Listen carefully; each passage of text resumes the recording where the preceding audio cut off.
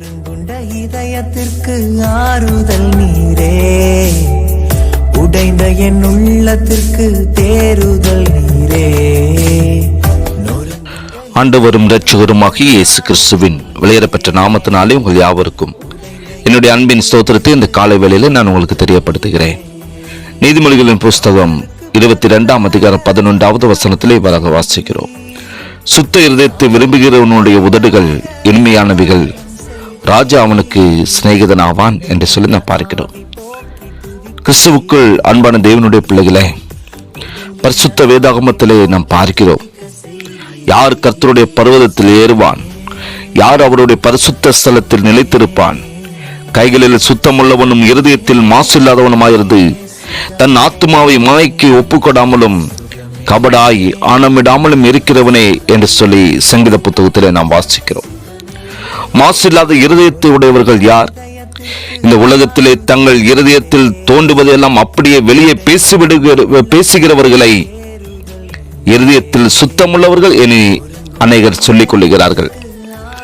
ஆனால் மூடன் தன் உள்ளத்தை எல்லாம் அவன் வெளிப்படுத்துகிறான், ஞானியோ அது பின்னுக்கு அடக்கி வைக்கிறான் என்று வேதம் கூறுகிறது.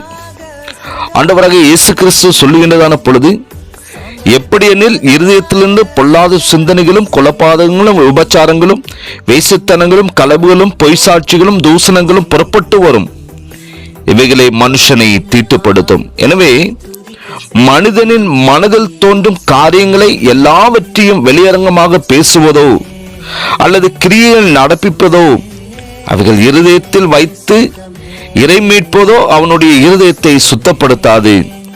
எல்லாவற்றை பார்க்கிலும் இருதயமே திருக்குள்ளதும் மகா கேடுள்ளதுமாய் காணப்படுகிறது. மேலும் ஒருவனுடைய இருதயத்தினுடைய நினைவு எப்படியோ அவன் அப்படியே அவன் காணப்படுகிறான் எனவும் எழுதப்பட்டுள்ளது. அதனால் தேவனுடைய வார்த்தையின்படி எப்பொழுதும் நன்மையானவைகளையே இருதயத்தில் சிந்தித்துக் கொண்டிருக்க வேண்டும் என்று சொல்லி கர்த்தர் வாஞ்சிக்கிறார். எல்லா காவலோடும் தேவனுடைய வார்த்தைகளின்படி இருதயத்தை காத்துக் கொள்கிறதான பொழுது அதனிடத்திலிருந்து ஜீவ ஊற்று புறப்பட்டு வரும். இப்படிப்பட்ட இருதயத்தை விரும்புகிறவன் வாயிலிருந்து இனிமையான வார்த்தைகளும் பிறக்கும் என்று சொல்லி பார்க்கிறோம். இதுதான் ராஜா விரும்புகிறார். இப்படிப்பட்டவர்களோடு தான் ராஜா சிநேகமாக காணப்படுவார். இந்த உலகத்தில் உள்ள ராஜாக்கள் மாத்திரமல்ல, நம்முடைய ராஜாதி ராஜாவாகிய தேவனும் அதை விரும்புகிறவராக காணப்படுகிறார். இருதயத்தில் சுத்தமுள்ளவர்கள் பாக்கியவான்கள், அவர்களை தேவனை தரிசிப்பார்கள் என்று சொல்லி பார்க்கிறோம். எனவே கிறிஸ்துவுக்குள் அன்பான தேவனுடைய பிள்ளைகளே, தேவனை பின்பற்றி கடந்து செல்கிற நம்முடைய வாழ்க்கையிலே ஒரு மாசு இல்லாத ஒரு இருதயம் நம்முடைய வாழ்க்கையில உண்டாகட்டும். சுத்த இருதயத்தை விரும்புகிறவனுடைய உதடுகள் இனிமையானவைகள், ராஜா அவனுக்கு சிநேகிதனாவா. ஆகையால் நம்முடைய ராஜாதி ராஜா நமக்கு சிநேகிதராய் நம்மோடு கிட்ட அனுதினம் நம்மை வழி நடத்த வேண்டும் என்றால், நம்மை சகல விதமான இக்கட்டான சூழ்நிலிருந்து நம்மோடு கொண்டு நம்மை பாதுகாத்து நம்மை ரட்சிக்க வேண்டும் என்றால், நம்முடைய வாழ்க்கையில் நம்முடைய இருதயமானது சுத்தமுள்ள காரியங்களை, சுத்தமுள்ள வார்த்தைகளை நம்முடைய இருதயத்திலும் நம்முடைய நாவிலிருந்து புறப்படும்படியான அப்படிப்பட்ட கிரியைகளை நாட்கள் நாம் செய்து கர்த்தருக்கு பிரியமாய் வாழ வேண்டும் என்று சொல்லி பரிசுத்த ஆவியானவர் வாஞ்சிக்கிறார். இப்படி மாசு இல்லாத இருதயம் கொண்டவர்களாய் வாழுகிறதான பொழுது நம்முடைய ராஜாதி ராஜா நம்ம பிரியமாக இருந்து நம்மை நேசிக்கிற ஒரு தகப்பனாக நம்மோடு கூடவே இருந்து வழி நடத்துவார். செபிக்கலாமா?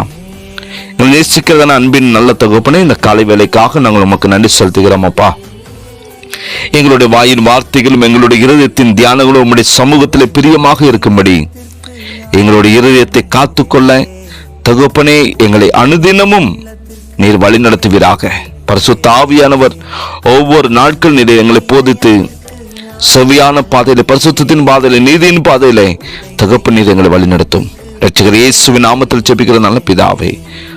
சாம்பலுக்கு பதிலாக சிங்காரம் செய்தீர், சாம்பலுக்கு பதிலாக சிங்காரம் செய்தீர், ஒடுங்கின ஆவி போக்கி துதிக்க செய்கிறீர், ஒடுங்கின ஆவி போக்கி துதிக்க செய்கிறீர். சுகமே